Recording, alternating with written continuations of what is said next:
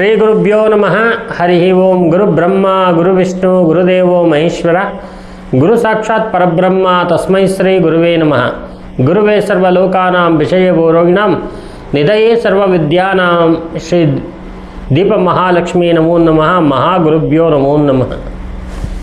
ನೋಡಿ, ಕಣ್ಣು ಮುಚ್ಕೊಂಡು ಗುರುಗಳ ಪ್ರಾರ್ಥನೆ ಮಾಡ್ತಾ ಇರಬೇಕಾದ್ರೆ ಆ ದೀಪ ಯಕ್ಷಿಣಿ ಕಣ್ಣು ಮುಂದೆ ಬರ್ತಾಳೆ.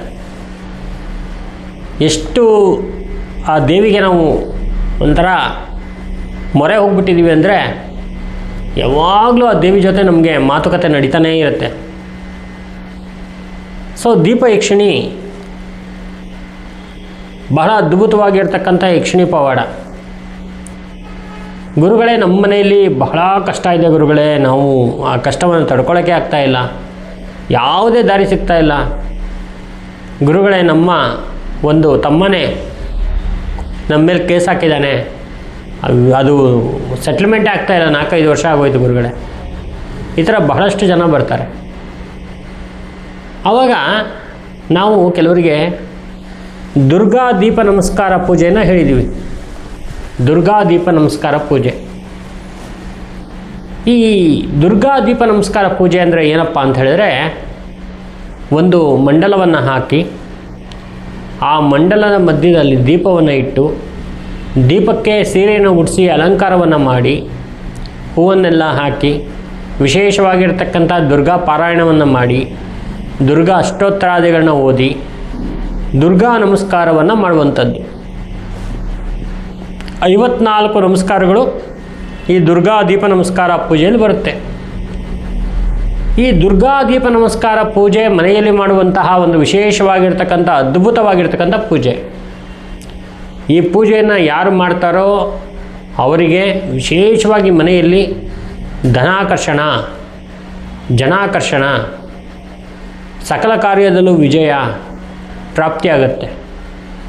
ಈ ದೀಪ ನಮಸ್ಕಾರ ಪೂಜೆಯನ್ನು ದಕ್ಷಿಣ ಕನ್ನಡದಲ್ಲಿ ಹೆಚ್ಚಾಗಿ ಮಾಡ್ತಾರೆ.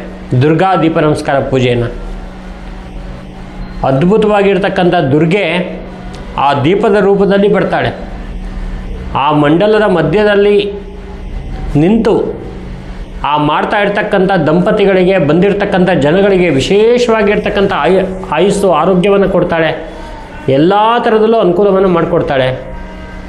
ಪಾಯಸನ ನೈವೇದ್ಯವನ್ನು ಮಾಡ್ತಾರೆ. ಅಕ್ಕಿ ಪಾಯಸ, ಗೋಧಿ ಪಾಯಸ ಇಟ್ಟು ಆ ದುರ್ಗಾ ದೀಪಕ್ಕೆ ಒಂದು ವಿಶೇಷವಾಗಿರ್ತಕ್ಕಂಥ ಪೂಜೆಯನ್ನು ಮಾಡ್ತಾರೆ. ನಾನಾ ರೀತಿಯಾಗಿರ್ತಕ್ಕಂಥ ಆರತಿಗಳನ್ನ ಮಾಡ್ತಾರೆ, ಸಂಗೀತಾದಿಗಳನ್ನ ಹಾಡ್ತಾರೆ. ಆ ದುರ್ಗೆಗೆ ವಿಶೇಷವಾಗಿರ್ತಕ್ಕಂಥ ನಮಸ್ಕಾರವನ್ನು ಮಾಡಿ ಬಂದಿರತಕ್ಕಂಥ ನೆಂಟರಿಷ್ಟರಿಗೆ ಊಟವನ್ನು ಬಡಿಸ್ತಾರೆ. ಅವರು ತೃಪ್ತಿಯಾಗಿ ಆ ಕೊಟ್ಟಿರ್ತಕ್ಕಂಥ ಫಲತಾಂಬೂಲಗಳನ್ನ ತಗೊಂಡು ಮನೆಗೆ ಹೋಗ್ತಾರೆ. ಈ ಥರ ದುರ್ಗಾ ದೀಪ ನಮಸ್ಕಾರ ವ್ರತ ಇದೆಯಲ್ಲ, ಬಹಳ ಶ್ರೇಷ್ಠವಾಗಿರ್ತಕ್ಕಂಥ ವ್ರತ. ಒಂದು ಸಲ ದುರ್ಗಾ ದೀಪ ನಮಸ್ಕಾರ ಪೂಜೆಯನ್ನು ಮಾಡಿಸಿದ್ರೆ ಅಭಿವೃದ್ಧಿ ಆಗುತ್ತೆ. 3 ಸಲ ದುರ್ಗಾ ದೀಪ ನಮಸ್ಕಾರ ಮಾಡಿಸಿದ್ರೆ ವಿಜಯ ಆಗುತ್ತೆ. 9 ಸಲ ದುರ್ಗಾ ದೀಪ ನಮಸ್ಕಾರ ಪೂಜೆ ಮಾಡಿಸಿದ್ರೆ ಸರ್ವ ಸಿದ್ಧಿಗಳು ಸಿಗುತ್ತೆ, ಸರ್ವ ಯಶಸ್ಸು ಆಗುತ್ತೆ. ಅಂತಹ ಅದ್ಭುತವಾಗಿರ್ತಕ್ಕಂಥ ಒಂದು ದುರ್ಗಾ ದೀಪ ನಮಸ್ಕಾರ ಪೂಜೆಯನ್ನು ಹಲವಾರು ಜನ ಮಾಡಿಸ್ತಾ ಇರ್ತಾರೆ. ಮೊನ್ನೆ ನಮ್ಮ ಚಿತ್ರನಟ ಶಿವರಾಜ್ ಕುಮಾರ್ ಅವರ ಮನೆಯಲ್ಲೂ ಕೂಡ ದುರ್ಗಾ ದೀಪ ನಮಸ್ಕಾರ ಪೂಜೆ ನಡೀತು. ಬಹಳ ಭಕ್ತಿಯಿಂದ ಶ್ರದ್ಧೆಯಿಂದ ಮಾಡಿದ್ರು. ಇನ್ನು ನಮ್ಮ ಸಚಿವರಾಗಿರ್ತಕ್ಕಂಥ ಡಿ ಕೆ ಶಿವಕುಮಾರ್ ಅವರು ಇರ್ಬೋದು, ಇವಾಗ ಉಪಮುಖ್ಯಮಂತ್ರಿಗಳವರು, ನಮಗೆ ಪರಿಚಯ ಆಗಿರಬೇಕಾದ್ರೆ ಸಚಿವರಾಗಿದ್ದರು ಡಿ ಕೆ ಶಿವಕುಮಾರ್ ಅವರು, ಯಡಿಯೂರಪ್ಪನವರು, ಕೆ ಎಸ್ ಈಶ್ವರಪ್ಪನವರು,